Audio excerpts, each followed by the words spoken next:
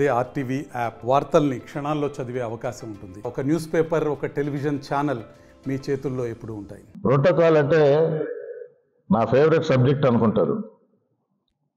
Party మారిన అప్పటి MLA ఆయనకన్నా పెద్ద ర్యాంకు గవర్నమెంట్లో క్యాబినెట్ ర్యాంక్తో ఉంటే ఏ శిలాఫలకం మీద పేరేసేవాడు కాదు.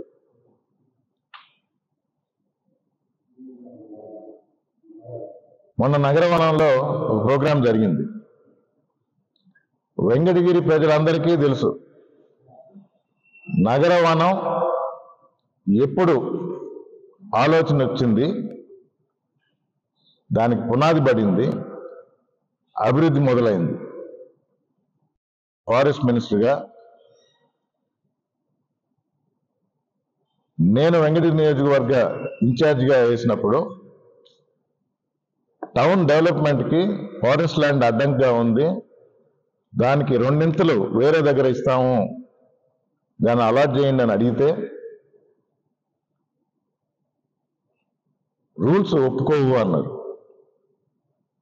సరే, ప్రజలకు ఉపయోగపడేలా ఏ విధంగా చేయొచ్చు అని ఆలోచించి 110 ఎకరాల్లో నగర వనంగా తీర్చిదిద్దుతాము, తిరుపతిలో ఉంది, నెల్లూరులో పెట్టారు, మీకు కూడా ఇస్తామని చెప్పి ఆయన చెప్పిన తర్వాత పని మొదలైంది. వైఎస్ఆర్ కాంగ్రెస్ ప్రభుత్వంలో నేను ఇక్కడ ఇన్ఛార్జిగా ఉన్న తరుణంలో పెద్దిరెడ్డి రామచంద్రారెడ్డి గారు ఫారెస్ట్ మినిస్టర్గా ఉన్నప్పుడు జరిగిన ప్రక్రియ, దాని డెవలప్మెంట్ కూడా మొదలైంది. ప్రజల గుండెల్లో ఉండాలని కోరుకున్న నేదురుమల్లి కుటుంబం నుంచి వచ్చిన వ్యక్తిని నేను.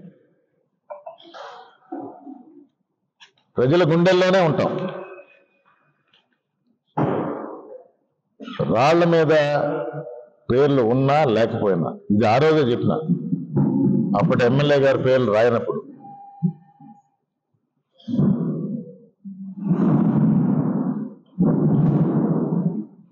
మొన్న ప్రారంభోత్సవం అన్నారు, మరి ఏం పూర్తయిందని ప్రారంభోత్సవం చేశారో నాకైతే అర్థం కాల.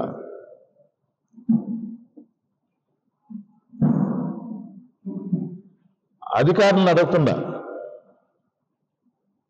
ఫారెస్ట్ డిపార్ట్మెంట్ సంబంధించిన అధికారులు ఈ ప్రోగ్రాం పెట్టారు,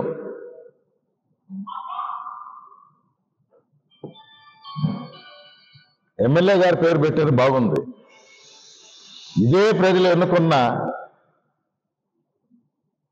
వైఎస్ఆర్ కాంగ్రెస్ పార్టీకి చెందిన ఎంపీ గారి పేరు ఎందుకు లేదు? ఒక దళితుడైనా దళిత ఎంపీకి చులకన చేసి చేయటం ఇది? అధికారులు జవాబు చెప్పాల్సి వస్తుంది.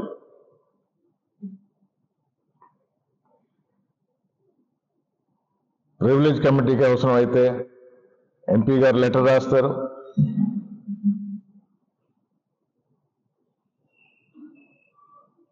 దానిలో ఇంకొక విషయం కూడా చూసిన, అసలు ఫారెస్ట్ మంత్రి పేరు కూడా లేదు.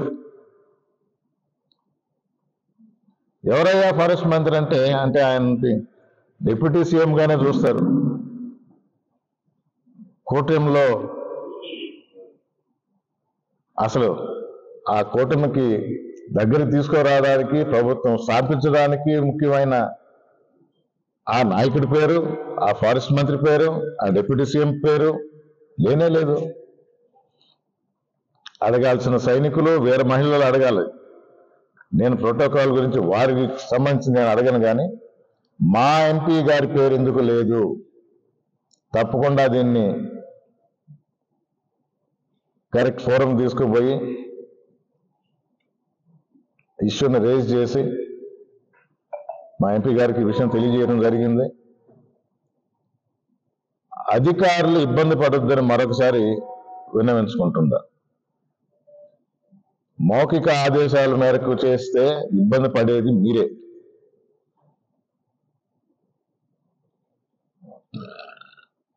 ముందు ఇలాంటి తప్పులు చేయొద్దు, చేసిన తప్పుల్ని సరిదిద్దుకోండి అని మీకు మరోసారి తెలియజేస్తూ వెంకటగిరి నియోజకవర్గంలో అభివృద్ధి చేయడానికి వైఎస్ఆర్ కాంగ్రెస్ పార్టీ సహకారం ఎప్పుడూ ఉంటుంది. మరిన్ని వీడియోస్ కోసం ఛానల్ ని సబ్స్క్రైబ్ చేయండి. లేటెస్ట్ అప్డేట్స్ కోసం వాట్సాప్ ఛానల్ ని ఫాలో అవ్వండి. ఆ లింక్ డిస్క్రిప్షన్ లో ఉంది.